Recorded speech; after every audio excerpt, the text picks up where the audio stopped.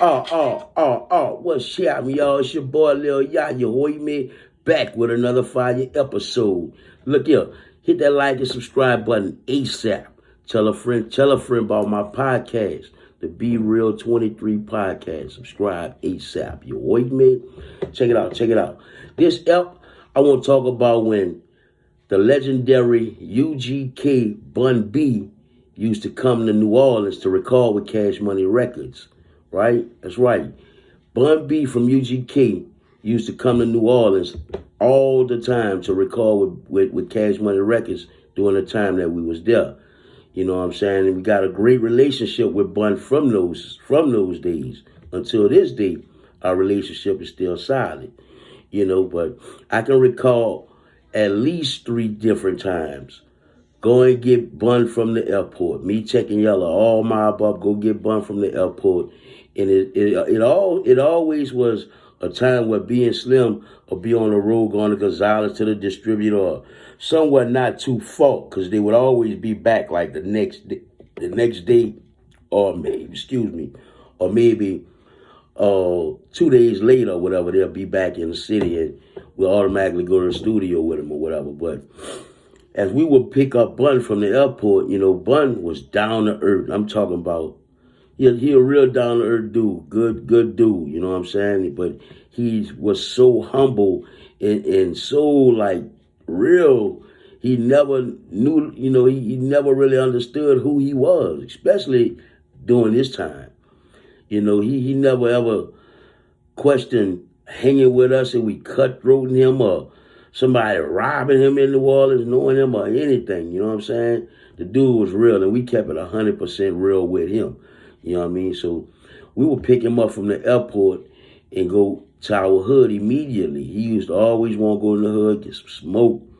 So we go in the hood, we're going to get us, you know what I'm saying? We'll let him, you know, introduce him to a few people in the hood, you know what I'm saying?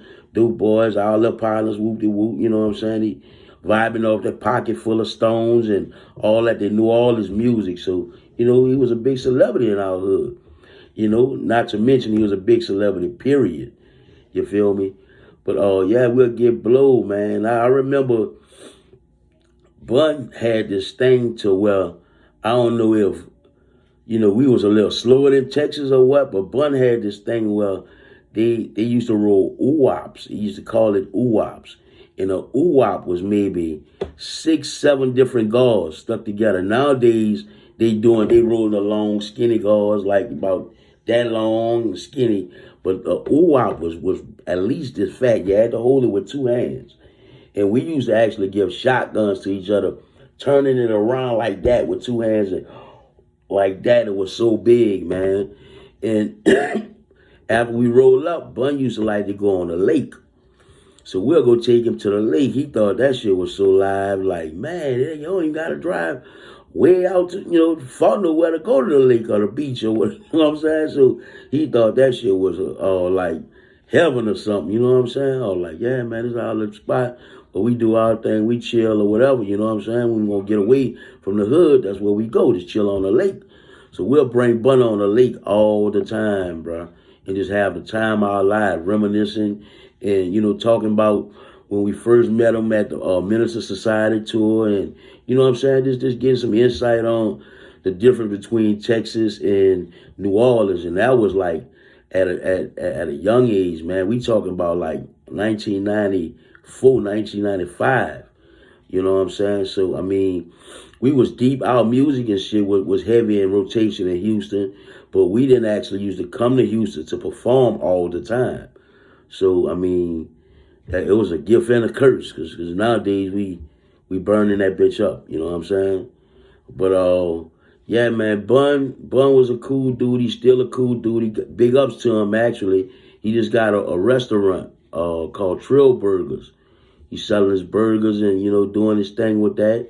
You know, a lot of us older artists look for music to be our gateway to other, you know, ventures that we want to get off into, you know what I'm saying? And that's something that he did, and I'm proud of him, you know.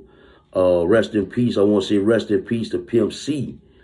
And I got an ironic situation going on with that, and maybe You know, it might be kind of ironic to y'all too, but I want to let it out the bag. Let y'all know something. Picture, Tech is incarcerated in C.T. Terrell unit right now.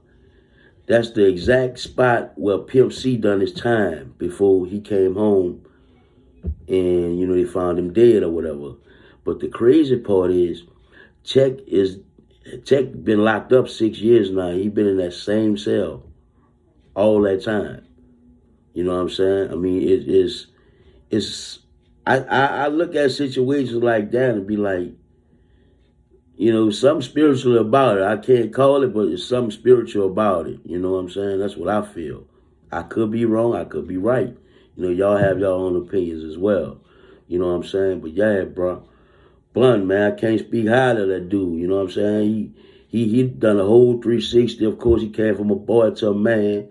So he on his man thing now. You know what I'm saying? He still got new fans coming along board with him with his music thing. I respect that to the fullest. You know what I'm saying? So it's a good dude, bro. It's a good dude, and it's my ep that I wanted to run to y'all about Bun B. You know what I'm saying? The boy loves to smoke.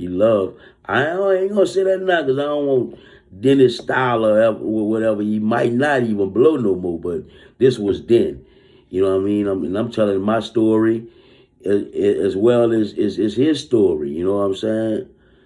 And it's history. You feel me? Say that then. Y'all hit that like and subscribe button. Tell a friend. You wait me? Yeah, and I'm out.